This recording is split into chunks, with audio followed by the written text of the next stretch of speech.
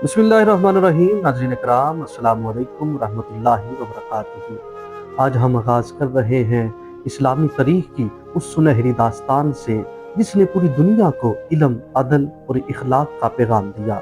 एक ऐसा निज़ाम हुकूमत जिसकी बुनियाद तलवार पर नहीं, दयानत, सदाकत और कुर्बानी पर रखी गई।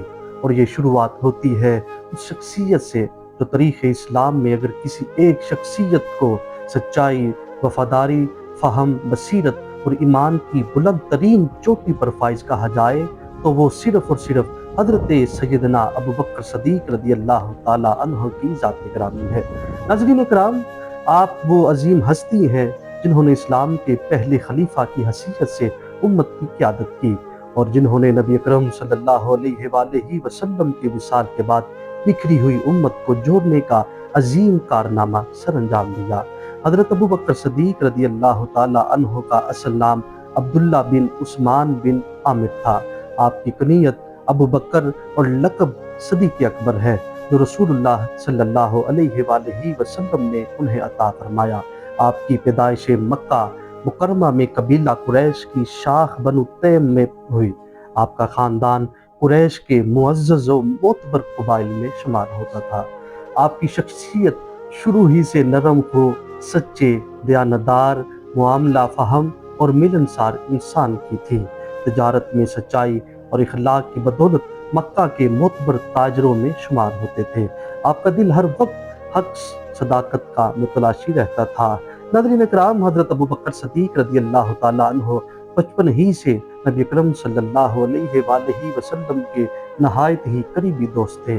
जब रसूलुल्लाह सल्लल्लाहु अलैहि वसल्लम पर वही का आगाज़ हुआ तो आप सल्लल्लाहु अलैहि वसल्लम ने नबूवत का ऐलान फरमाया तो सबसे पहले मर्दों में हज़रत अबू बकर सदीक़ रज़ी अल्लाह ताला अन्हु ही थे जिन्होंने बगैर किसी सवाल के इस्लाम कबूल किया। आपने ना दलील मांगी, ना कोई निशानी, बल्कि फ़ौरन फरमाया, अगर मोहम्मद सल्लल्लाहु अलैहि वसल्लम कह रहे हैं तो ये हक है और मैं इन पर मुकम्मल यकीन रखता हूँ। इसी वजह से आपको सदीक़ का अजीम लक़ब मिला। नाज़रीन इकराम, जब नबी अकरम सल्लल्लाहु अलैहि वसल्लम ने लोगों को वाक़या मिराज सुनाया कि वो एक ही रात में मस्जिदुल हराम से मस्जिद अक्सा और फिर सातों आसमान की सैर करके वापस तशरीफ़ लाए तो कुरैश मक्का के लोग हंसने लगे और उस खबर को जुठलाने लगे। उन्होंने हज़रत अबू बकर सदीक़ से कहा, क्या तुम भी मोहम्मद सल्लल्लाहु अलैहि वसल्लम की बात मानते हो? तो आपने वो सुनहरी अल्फाज फरमाए जिन पर ईमान रश्क करता है। आपने फरमाया, अगर मोहम्मद सल्लल्लाहु अलैहि वसल्लम ने फरमाया है तो वो ज़रूर सच है। मैं तो उनकी हर बात पर ईमान रखता हूँ, चाहे वो आसमान से ज़्यादा बुलंद क्यों ना हो। इस जुमले ने क़यामत तक आने वाले ईमान वालों के लिए एक कसौटी मुकर्रर कर दी। नाज़रीन कराम, जिन्हें गारे सोर में अपने साथ लिया और जिनके बारे में अल्लाह तबारक व तआला ने कुरान में फरमाया कि जब नबी अपने साथी से कह रहे थे, गम न करो, अल्लाह हमारे साथ है, ये हस्ती कोई और नहीं बल्कि हज़रत सैयदना अबू बकर सदीक़ रज़ी अल्लाह ताला अन्हु की हस्ती है। नाज़रीन कराम, नबी अकरम सल्लल्लाहु अलैहि वसल्लम की वफ़ात उम्मत मुसलमा के लिए एक बड़ा सदमा थी। मस्जिद नबवी में सकूत था। सहाबा कराम रज़ी अल्लाह अन्हु अहज़ारी में थे। ऐसे वक़्त में उम्मत को एक रहबर की ज़रूरत थी। मदीना के बाहर सकीफ़ा बनी सादा में इंसार जमा थे और मशवरा हो रहा था कि मुसलमानों का अमीर कौन है।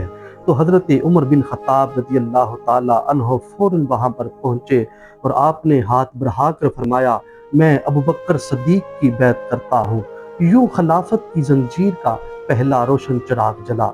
सबसे पहले ईमान लाने वाले मर्द नबी करीम सल्लल्लाहु अलैहि वसल्लम के हर सफ़र, हर लम्हे में साथ सदाकत, वफादारी और कुर्बानी का पैकर आपका लक़ब सदीक़ अकबर खुद नबी करम ने अता फरमाया।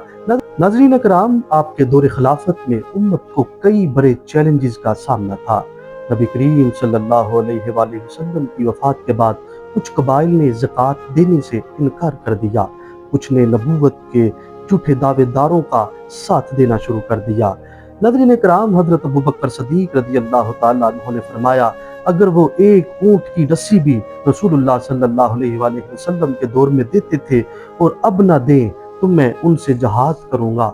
آپ نے مرتدین کے خلاف مضبوط لشکر روانہ کیے، جن میں حضرت خالد بن ولید رضی اللہ تعالیٰ عنہ جیسے عظیم جرنیل شامل تھے۔ ناظرین کرام، دین کو بگاڑنے کی کوشش کرنے والے اور معاذ اللہ جھوٹے نبوت کا دعویٰ کرنے والے کذاب کو حضرت خالد بن ولید نے حضرت ابوبکر صدیق کی قیادت میں انہیں فتنوں کو بھی ختم کر دیا۔ نبی کریم صلی اللہ علیہ وآلہ وسلم کے زمانے میں قرآن لکھا گیا تھا، لیکن باقاعدہ ایک کتاب کی شکل میں نہ تھا۔ جنگ یمامہ میں کئی حفاظ کرام صحابہ شہید ہو گئے تو حضرت عمر رضی اللہ تعالیٰ عنہ نے حضرت ابوبکر صدیق رضی اللہ تعالیٰ عنہ سے عرض کی کہ قرآن کو جمع کیا جائے تاکہ ضیاء سے بچایا جا سکے۔